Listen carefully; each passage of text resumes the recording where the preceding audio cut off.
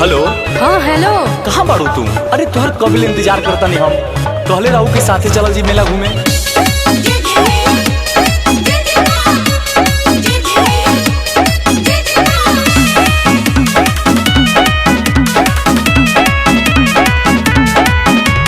Hello मोरे सुना बोला बड़ा कोना कोना मम्मी तक भी खाना मत होना। हेलो मोरे सुना बोला बड़ा कोना कोना मम्मी तक भी खाना मत होना। आरती भरही हो फिर निकाल जाइहा हो तू संभाल जाइहा हो। वादा कइले बाड़ू ना बदल जइहा हो मेला में आवो मिल के चल जइहा हो। ए सोना वादा कइले बाड़ू ना बदल जइहा हो मेला में आवो मिल के चल जइहा हो। ए सोना ए सोना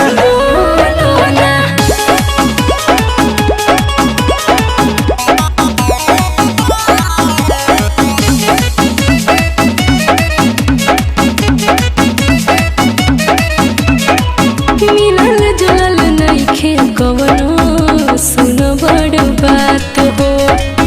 मैया के सोझा केहू के का बावकात हो।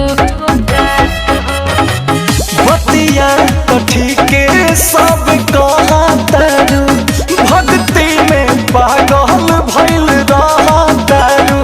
भक्ति में आगे तू बढ़ाल जइहा हो ही में ढाल जइहा हो।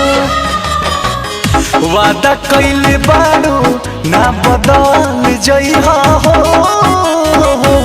मेला में आवो मिल के चल जइहा हो।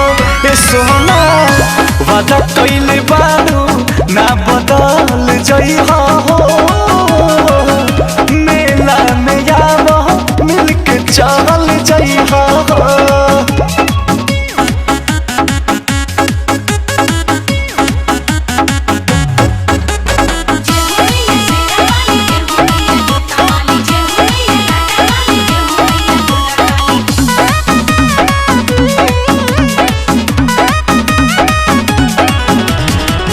तोहरा लाले आइल बानी माटी के दियरिया।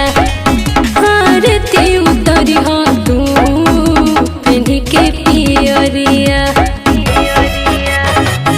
असरा पुरई है मोर जाना तानी मैया से तोहर के मांगा तानी।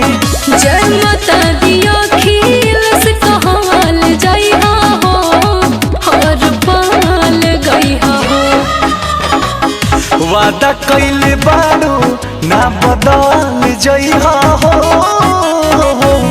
मेला में आवो मिल के चल जइहा हो। ए सोना वादा कइले बाड़ू